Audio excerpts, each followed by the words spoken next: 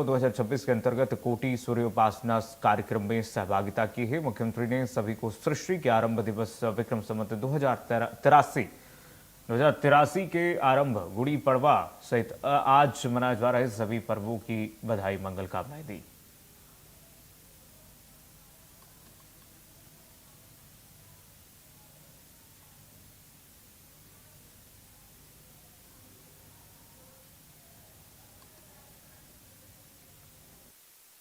हमारे लिए सौभाग्य की बात है, जैसे मैंने कहा है कि आदित्य के समान चमकने वाला ये हम अपने विक्रमादित्य अर्थात इस चराचर जगत को ऊर्जा कोई देता है तो सूर्य तो देता है। सूर्यनारायण के माध्यम से नक्षत्रों के ऊपर जीवन मिलता है और हमारे यहाँ सूर्य भी कितने हैं। सूर्य कोटि समप्रभ, हजारों लाखों सूर्य, एक सूर्य नहीं है। जब तक ये ब्रह्मांड रहेगा तब तक इससे जीवन रहेगा।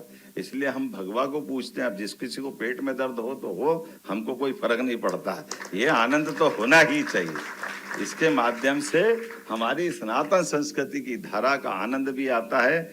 मेरी अपनी ओर से किसी को नीचा नहीं दिखाते हुए हमने सबको लेकर चलने का ये जो अपनी आदिकाल की परंपरा है, हमारी परंपरा, इसमें कोई पूजा पद्धति का लिमिटेशंस नहीं है, कोई धर्म का कहना नहीं, जिसको जो करना सब करे, लेकिन अंततः देश की सेवा के साथ, देश के साथ एक रस रहे, इतने भाव के आधार पर। इसलिए विक्रम संवत 2083 की आपको बधाई।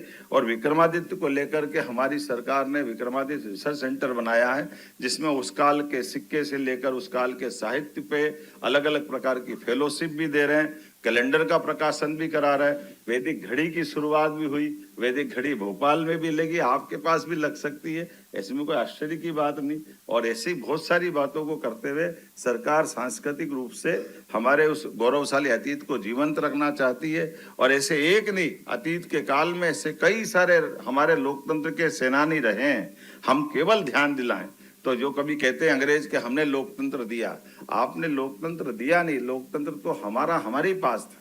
केवल आपने अपने तरह से, जैसा दुनिया चलती है, अगर लोकतंत्र रहता तो राजा अपने आप, आज भी हटा लो ना वहां से, उनके यहाँ कहाँ राज परिवार को हटा करके बात होती।